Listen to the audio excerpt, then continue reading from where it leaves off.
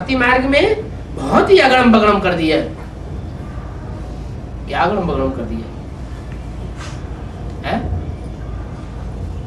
भक्ति मार्ग में कोई भी बात का तालमेल बैठता नहीं है और सारा सूत मुझा हुआ होता है। ज्ञान का सारा सूत जैसे कोई धागा हो ना और यूं इकट्ठा करके गुल्ला बना दो तो क्या होगा? सारा सूत मुझ जाएगा। तो ऐसे ही ज्ञान का सारा सूत मुझा हुआ है। अब बाप आकर के उस सूत को सुलझाते। आज के सन्यासी होते हैं ना, झूठे सन्यासी, वो मालूम है जटाएं कैसी बना लेते हैं? हाँ, वो उनको जटा बना के और लिबड़ा करके और सारे बालों को गुत्थम गुत्था कर देते हैं। बड़ी बड़ी लंबी लंबी जटाएं बना देते हैं। वो है, उन्होंने यादगार कहाँ की बनाई हुई है, धारण की हुई है? शंकर जी की यादगार धारण की हुई है। शंकर जी की बुद्धि में ज्ञान जो है वो आखिरी जन्म में सारा गुत्थम गुत्था हो करके जटाओं के रूप में लटक जाता है। अगर शिव प्रवेश न करे तो ज्ञान का सूत मुझा का मुझा ही हुआ रहेगा। अभी शिव बाबा कहते हैं मैं आया हुआ हूं, जो ज्ञान का सूत मुझा हुआ है उसको सुलझाने के लिए। ये ज्ञान का सूत किसने मुझाया? द्वापर युग से शास्त्र बने धर्म गुरुओं ने। धर्म गुरुओं में भी मुख्य गुरु कौन हुआ होगा जिसने ये ज्ञान का सूत्र बहुत बहुत मुझाई दिया? आखिर शास्त्र बनाना शुरू किसने किया? तो ब्राह्मण बच्चों में भी कोई ब्राह्मण बच्चा तो होगा जिसने शुरुआत की होगी शास्त्रों के बनाने की।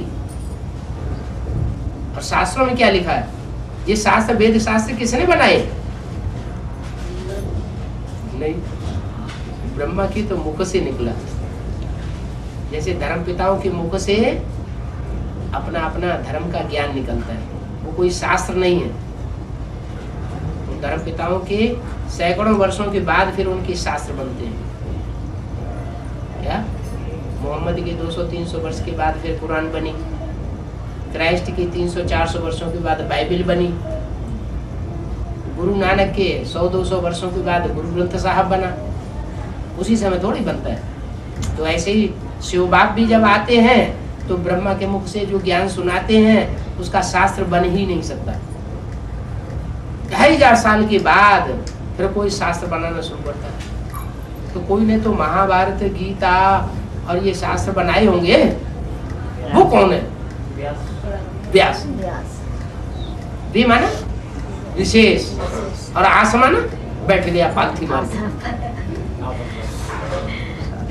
ज्ञान बखारने के लिए।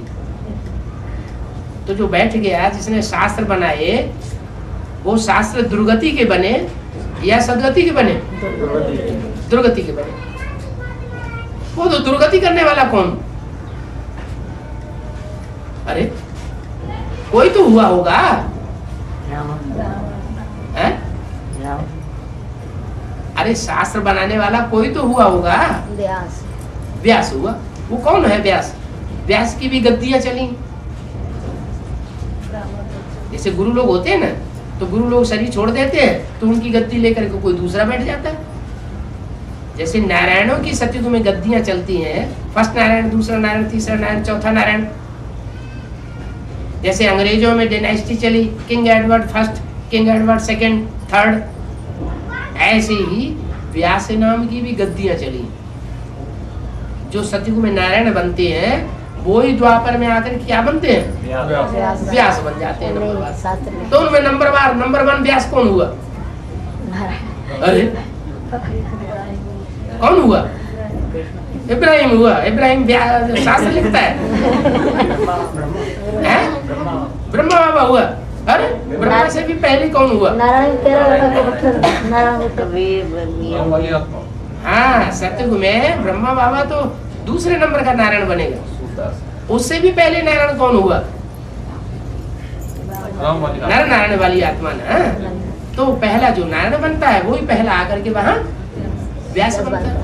अब वहाँ मनुष्य बुद्धि शिव बाबा तो प्रवेश होता नहीं। तो जैसी अगड़म बगड़म बुद्धि बनती है, विकारी बुद्धि द्वापर युग से, विकारियों के संग से, विकारी धर्म पिताओं के संग से, वैसे उन्होंने सृष्टि का कल्याण करने के लिए समझ के बैठ गए कि हम कल्याण करेंगे, शिव हम कह के बैठ जाते हैं।